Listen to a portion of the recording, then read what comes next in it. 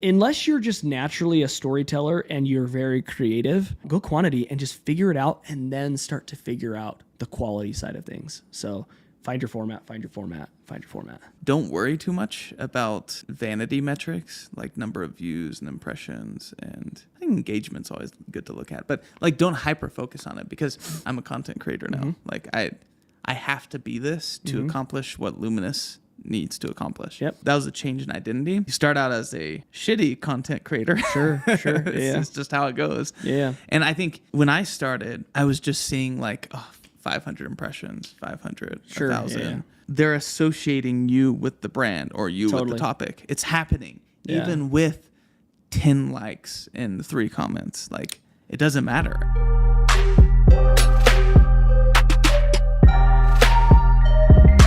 All right, guys, welcome to Ops Unfiltered. I'm your host, Jared, founder, CEO of Luminous. This is Trevor Crump. Yes, sir. Trevor, he's a local Utah entrepreneur. You have a deep background in a lot of things. I know you're a podcast host. You're one of the founders of Bestie. I know you're involved in a lot of different e-commerce ventures. Yeah, for sure. So I'll let you introduce some of the things that you're part of right now. What are the cool things you're up to? Yeah, I mean, so I've been in the e-commerce space since 2016. So going on just almost 8 years now. I was one of the original founders or original partners of a local brand here called Asher Golf, which is I was supposed to demo them right after this. Oh, serious? Yeah. Nice. Joe. Yeah. Joe Jack. Yeah, Joe Jack. Joe Jack. Great name. Yeah. So one of the original people who launched Asher Golf we started working on it in 2016, launched it in 2017, stepped away from Asher in 2019, mid 2019. And you were marketing over there, right? Yeah. So we just launched Probably the entire. I mean, we did everything, right? It was just two of us, and I think Joe came on probably like right as I was exiting, kind of the day-to-day, full-time stuff. So, and then moved quickly from there over to started consulting quite a bit for e-com brands, and then. What type of consulting did you do for them? So it was more so what I had done for Asher. So people had seen Asher kind of took off like a really good trajectory in year 1, and then year 2 even better. Every year for them has been high growth. And so that got a good amount of traction for people understanding like, oh, he's a part of this. I'm trying to do this. Can you help me? And then one of the brands that we were consulting for or going to consult for was a brand here locally called Fawn Design. Okay. I've heard of them. Yep. And it kind of came down to it where they said, hey, we'd rather just have you be our CMO. Like, yes, we want you to we'd love you to consult, but we need you here. Like, we need you here to more full-time capacity. So was able to negotiate a really cool deal where I could continue to consult, but I was their full-time CMO, And so worked with Fawn Design from their CMO perspective and consulted on the side until about 2020, 2021. And it came down to it where it's like, I either have to put all my time and attention into consulting, or I got to put all my time and attention in here. Like, the consulting is becoming too much where I'm not able to be full-time over here. And so ended up making the transition to full-time consulting. And at that time we introduced, and we were, like I said, we were only consulting for e-commerce. We decided to introduce like an agency arm to consulting. So originally we literally were just consulting, and then we decided to start executing for people as well. So we built out a full-fledged paid media marketing agency and creative agency, meaning that we would run everybody's ads and design all of the ads. So that's everything we did. So anything in the performance world for e-com. So we built that up. And what's that agency called? It's called Bestie Media. Yeah. So we still have that today. We've co-sponsored a couple events together. Yeah. I've seen Bestie around. Yeah, absolutely. Yeah. So ran that. Still own that. And that's awesome. Grew really, really quickly. And then last year we started, one of the things that we recognized when I was at Asher, when I was at Fawn Design, when we consulted with these big brands, small brands and big brands, right? So brands that were in 6-figure mode to brands that were in 9-figure mode, every single one of them had a similar problem, which was they don't talk to their customers. And my background before I got in ecom was tech. And all we did was talk to our customers. We were constantly surveying focus groups. We were constantly talking to the customer. And it always bamboozled me, that like anytime when I was a CMO, I would try to get some funding or, some budget to put towards surveying or just talking to our our audience. It was just like, it was always on the back burner, And so we decided to build a tool for e-commerce businesses that e-com shops could easily, just at the click of a button, start to communicate with their customers and that's your Bestie software. Yep, and that's a separate thing. Exactly. Gotcha. Yep. Yeah, a little confusing. We thought at the moment, like, let's have this like Bestie umbrella, well, Bestie media, well, Bestie software, and now sometimes it gets a little confusing. But yeah, Bestie, which we actually rebranded it last month to Bestie AI because we just implemented a really cool AI component to what Bestie does. But yeah, Bestie essentially is a modern day qualitative data analysis platform for any e-commerce business. It allows you to talk directly to your customers to understand how they heard about you, what's bringing them to the website, how long they've known about you, what motivates them to purchase from you versus somebody else. And we collect that data and give brands actionable insights to know how to grow their business. Okay, that's really cool. And Bestie is specifically for e-commerce companies. Specifically for e-com, yep. Okay, cool. How long have you been doing that for, the software? So, yeah, great question. We launched it in early this year. So we started working on it earlier 2022, launched it in 2023, and took a pivot in April where we just recognized, so we'd built the tool, we were growing. It was scaling 30% month over month, which is like in the tech space, like your dream, right? That's insane. It was awesome. Now we were small growing, but still you're growing 30% month over month. And so we're like, hey, we're on to something, but we started to recognize that people weren't in our tool as much as they should have been in our tool. They weren't using it, right? So they would implement it, they'd start it, and all this data was collecting, but nobody was doing anything with this data. I shouldn't say no one was doing anything with the data, but they weren't in the tool as frequently, creating surveys, new surveys, taking the data, learning from it. And so we thought, okay, this is interesting because we can acquire customers, but what happens when people aren't using a tool eventually? What is a power user of Bestie supposed to do? Like, give me a scenario how he uses it. Yeah, so we tried our rebrand, and what we've retooled Bestie is that it doesn't matter if you have a power user or not. So previously, like a power user would be somebody who would be in that tool every single day looking at week over week comparison to survey results based on changes made to their business. Hey, we just increased Facebook spending 20%. Did I see an increase in people saying that they heard about us on Facebook or came from Facebook by that much? Do I start comparing those things to see if that's the right step, right? Is that matching, because obviously when you start increasing spend, you're looking at revenue first, right? And so cool, awesome. I see the revenue. Can I start making some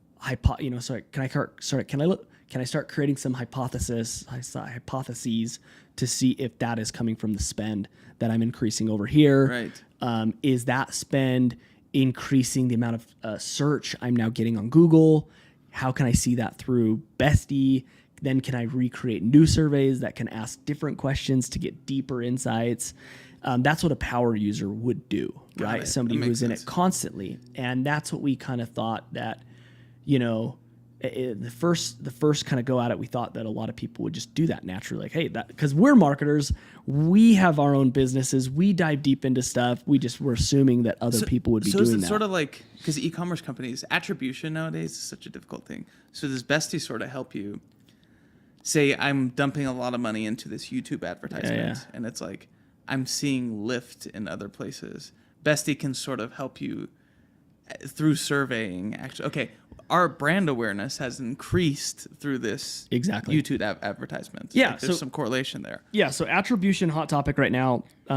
you've got attribution in a couple different ways. One, you've got what's called third-party attribution, which tracks your pixels, right? It's tracking everything that's happening online. You got tools like Northbeam or a Triple Whale, Rockerbox. I mean, there's several of these third-party attribution platforms out there that claim that they can track when somebody clicks on something a month ago and then purchases, that they can kind of get the full history. Okay, just like out of pure transparency, there are some of these tools that work really, really well, but there's also a lot of things that can be missed, right? Because sometimes that pixel data can only last for so long with these privacy updates, right? So that's third party. What we do is called first party or zero party, which is it's taking this qualitative or anecdotal kind of response from the first party, which is the customer. So the third party is the business, is the Northbeam, who's telling you this is where your customers came from. Whereas zero party or first party is you as a customer saying, oh, I heard about these guys from YouTube. Mm-hmm. Oh, what brought me to the website was a text or an email, or I searched you, or I just remembered you, or I saw somebody wearing your product at a grocery store, or whatever it might be, right? How do you track friend or family member in third-party data attribution? You can't. Right? And so that's why surveying is super, super important, because if you are using a third-party attribution software, you can layer it on that. You can look at that data and then also look at your zero-party data, or you can just use zero-party data to say, hey, this is where customers are remembering us, whether it's right or not. Exactly. It was the most impactful channel or ad or creative or whatever that impacted their memory. So that's a very important thing for us to understand. That's interesting. Yeah. Selfishly, I have a question for you. Yeah. Because you've helped scale marketing for e-commerce companies. Mm-hmm. How has it been marketing Bestie? Because that B2B marketing it's so different. I'm curious what lessons that you've learned from the e-commerce marketing world and consulting that have applied, and which ones didn't. Yeah, I mean, in a lot of e-commerce, like as long as you've got like a good brand and a good product, you oftentimes can throw spend and you win, right? You can throw spend at Meta, you can throw spend at Google, and you're gonna win. Now, winning is subjective, meaning like what is your return on ad spend? Is it higher, is lower, whatever? But you can win. Whereas in a software space, there is so much competition in software, right? There's so many people who are doing similar things. Okay. Not only that, but I have recognized as an e-commerce owner myself and just working with e-commerce brands is that like 90% of the tools out there actually don't help people. I'm sure you've probably recognized that too, right? I can't tell you how many apps I've downloaded in Shopify that told me I was going to solve this problem, or how many 30-day, 14-day, 7-day free trials I've started that I've never, actually pulled the trigger on anywhere past those trials, because it's like, yep, it was too good to be true. So there is in the e-commerce space a lot of stigmatism towards software that can help you, right? There are a handful of things that every brand knows they need. Right, I need like a Shopify. I need a website, hosting platform. I need an email platform. I need an SMS platform. I need an analytics platform. And it's like, okay, Shopify. You got Klaviyo. You got Google Analytics. It's like those things right there, like are helpful things that have been tried and true. They're going to be around forever. Now you're getting tons of people who are competing with the Klaviyos and all that kind of stuff. But there's like 5 or 6 tools that every brand can use. And then everything else outside of that, it's like you got some subscription apps, and obviously those are helpful. You got some bundling apps, and those are helpful. You got what you guys do, that's helpful. But there's an argument that people can even make around you guys as to why it's like, oh, I think I can do this on my own. And you know what I mean? Oh, yeah. And so I'm answering your question by like setting the stage, right? It's been very challenging because a lot of the tactics are different, okay? What we're trying to do differently with Bestie, well, hold up. Let me tell you some of the things that are working for us. I'm recognizing that in-person events and being present is what helps the most. So like the 2 things that help us is I have a personal brand, and that helps a ton because I can just constantly talk about it. People feel like they have gotten to know me. And so it's like, okay, I trust this guy. If Trevor's saying that I need this, I'm at least going to trial it out and see if it works. And then we have to let Bestie hopefully do its thing for them and prove its value for them to say, okay, 14-day trial's over. I'm going to start spending money with these guys. Right. So, creating content, building a personal brand has been amazing. That actually works really well for e-commerce brands too. So like that is one in one there. But then event stuff is amazing. Not necessarily sponsoring event. I want to sit on that for a little bit because personal brand is something that I'm also passionate about. Yep. I mean, it's why I do a podcast. It's why I post across all platforms. Yep. What advice would you give to people about developing your own personal brand for B2B marketing? Like, as somebody who owns a surveying company, what impact do you think your personal brand makes? Could you actually put some numbers behind the impact that your personal brand has made? I mean, I should probably sit down and be a little bit better to say, hey, 20% or 40% of our acquisition comes from this personal brand. I have yet to do that, but I would probably say it's between 20 and 35%. That's so cool. On our agency side, it's 80%. Oh, goodness. 80% of our business comes from the personal brand, and then the other 20% comes from referrals from the people that work with us, right? Dude, it's one of the biggest. If you're a B2B SaaS founder, or maybe you're just an agency owner, your personal brand is your biggest asset. I've had similar experiences to you, where I think events and just being present, like being around, and then pairing that with your personal brand is so powerful. Now, for us, we're more of an enterprise sale, so sometimes, depends. Depends on the size of the company, but typically we have long sales cycles. Sure. What I've noticed is just being around and then having content that people can interact with, it decreases the sales cycle.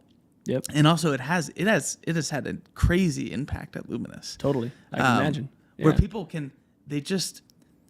they're already considering us. They might have seen us through an advertisement. Sure. But the fact that there's content on TikTok, there's a podcast, there's so many different things that they can get value from. It doesn't matter if you're getting 50 views or 1,000 views or 100,000. Like, totally, people see that you're about it, and like you said, they trust you a little bit more. For sure.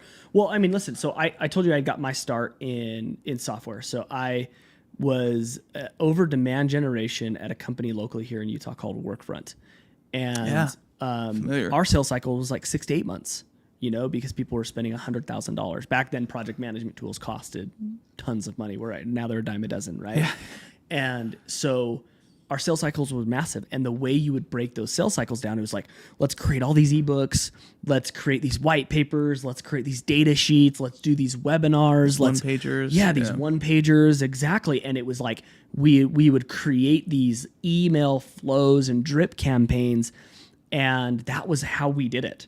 Right? Every now and then you get a sales rep who'd call and follow up and do some things there. But for the most part, everything was through email communication back in like 2013, 2014 with me. And so what's cool about the personal brand is you may do some advertising, for your brand, and you might spark somebody's attention. But what a personal brand does, and even a brand from your actual company too, and the more people within your company that can create personal brands, it creates such a flywheel effect. Oh yeah. That's what we're doing. Is super, super powerful, because now what happens is people get on, and the algorithms are doing such a good job at showing you what you're interested in or what your needs are, right? So for me, right, like on social media, I get tons of marketing stuff because I get tons of founder stuff, right? I'm getting all that kind of stuff just naturally because that's what I'm spending more time on. That's what I'm liking. That's what I'm commenting. And the personal brand can take you through that journey the same way emails were. But nobody's opening their emails anymore, right? I've got 20,000 unopened emails. It's the new drip campaign. It's instead of, dude, we had this discussion with one of our sales reps too, like, because he keeps having prospects ask him for like, why don't you guys have a one pager? It's like, totally. Oh, we've content, like go check out our YouTube video. Like we have a YouTube video that'll probably explain this way better than a one pager will. Totally. It's so true. Yeah. That's a hot take. Your personal brand and the content around your personal brand, it's the new drip campaign. It really is, man. And fortunately, and it's the same thing for e-com brands too. Like, it's not just for us B2B. Like, everybody should be doing that. I was golfing last week with a 9-figure CMO for a 9-figure apparel brand, CMO, and he just turned to me and he said, like, what do I need to work on? Like, what should we be doing? And they're crushing it. I thought it was interesting that he even asked me for advice in the first place. And I just said, I was sitting there, I'm like, I don't even know what to tell this brand. Scratching your brain. Like, yeah, I'm just like, And then I thought to myself, I'm like, I never see your content. Like, you need organic content. Like, whether it's a personal brand or you just figure somebody out how to do it in the company, like, you guys need organic content driving views, because it's so hard to win organically. If you can find a way to do that, then your paid game is 10x your paid game. Yes. It's like, because people want to buy from people. People buy from people, not machines. Totally. That's in our space. It's really interesting because we compete against a bunch of inventory tools and ERPs like NetSuite and Skubana and like all these. All they do is they speak robots. Best IMS on the market. Best OMS. Totally. Look at Genie. Genie is talking about how to scan at a warehouse. We're giving Luminous. We're making warehouse management, inventory management. We're making it cool. Like we're putting some personality on it. Well, that's what I was about to say. Like, when you asked that original question, like, we actually stepped back when we launched Bestie and we said, we're going to launch Bestie and we are going to treat Bestie actually the same way e-commerce brands treat their products. So we're going to turn Bestie, which is a SaaS tool, into a brand, like a brand that people want to be associated with, because everyone can copy what we do, right? Like, we weren't the first people in the market. Now, we haven't copied our competition, but we definitely weren't the first people in the market. But since then, we've seen other people copying a lot of the stuff that we do. So it's like, at that point, it's like, how do I build a brand? How do I get people to like me? We spent tons of money. It's going to sound stupid. We spent tons of money on our logos and our design. I don't think that sounds stupid. But most people in the SaaS world would say it would be. In ecom, they wouldn't. They're like, oh yeah, that makes sense. The brand is so important, But most people in the SaaS world are like, it's product market fit, which is true, right? Yeah. Like, but that's just table stake now. Yeah. It's like, whatever. Like, of course your product has to fit, or else nobody's gonna do it.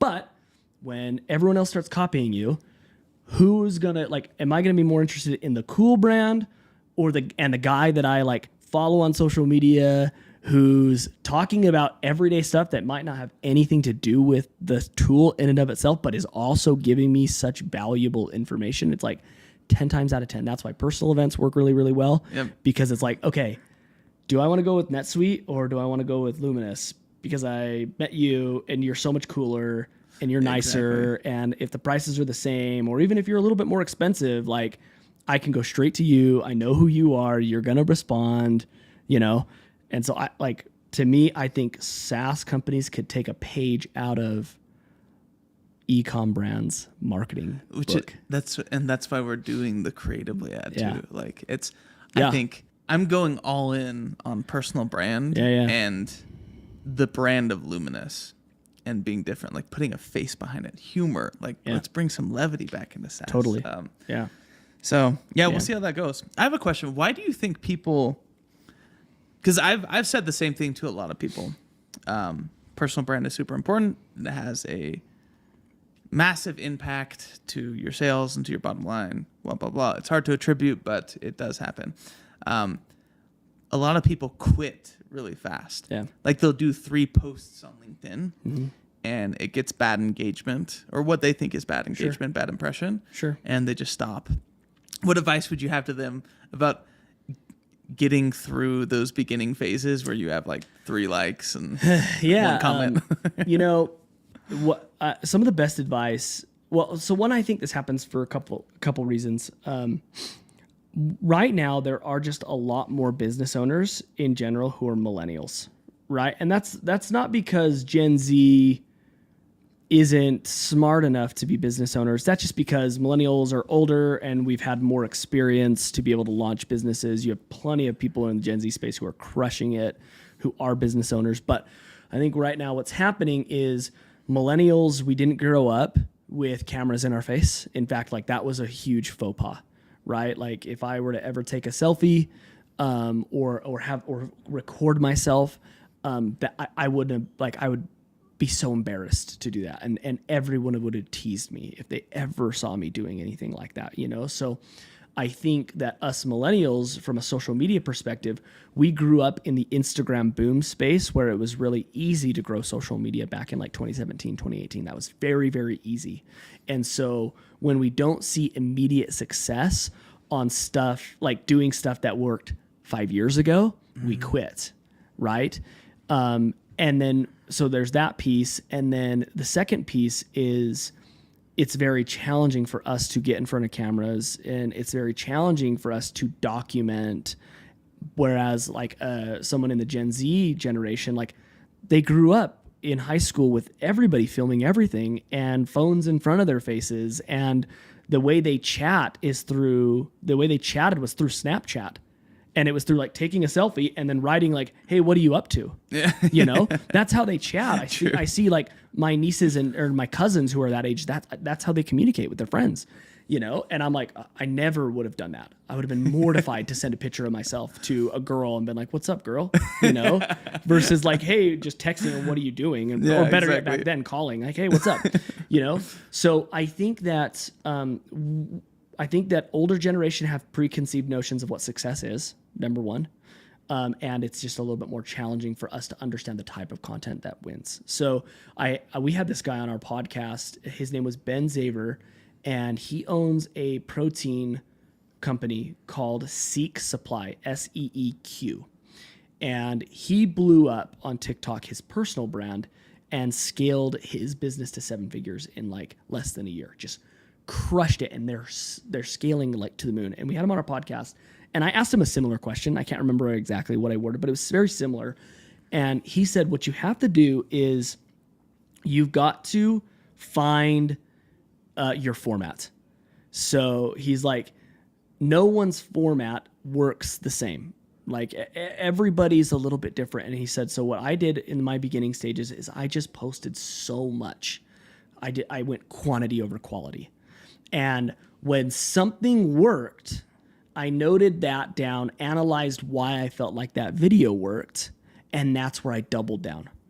So you kind of cast a wide net, and let's say you're getting 200 or 300 views or 25 likes or whatever, but then one blows up and you get 1,000 likes or 100,000 views, and it's like, okay, cool.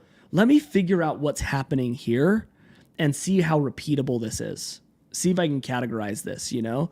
And he said that's what he did, and he figured out 3 or 4 formats that worked for him, and then he just doubled down, and the only videos he ever created were videos that fell into those 3 or 4 categories and scaled his business to the moon.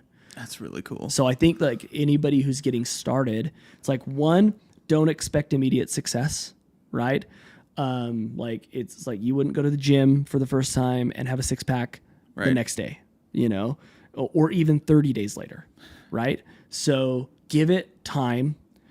Start with, unless you're just naturally a storyteller and you're very creative, like I was not that way. So I very much went the quantity route versus the quality. There are some people who can figure it out a little quicker by going the quality route. If you just are good at content creation, if you are really good at storytelling, if that's something you're used to, then I would recommend going that way. But if you don't, go quantity and just figure it out, and then start to figure out the quality side of things. So find your format. That's great advice. I think one thing that I would add too is don't worry too much about vanity metrics like number of views and impressions, and I think engagement's always good to look at, but like don't hyper focus on it, because you'd be surprised. I remember I made a decision about probably March of this year that I'm a content creator now. Mm-hmm. Like I have to be this to accomplish what Luminous needs to accomplish. Yep. So that was a change in identity. You start out as a shitty content creator. Sure. It's just how it goes. Yeah. And I think when I started, I was just seeing like 500 impressions, 500, 1,000, 200. And I was posting on YouTube, and like one would get 300 views, and next one gets 7 and Sure, then 10 and 6. And what I noticed was when I started to show up to Utah events after I was doing my own founder content, it was wild. The amount of people that came up to me like, hey, I've seen your LinkedIn video, or I saw your YouTube videos. Like, what? You mean the one with 100 views? Like, I was too focused on the vanity metrics and the fact that I was getting 100 views. Now, I think it's good to always have that as a metric to improve, for sure. But also understand there's a lot of lurkers. There's a lot of people who see but don't comment. Totally. And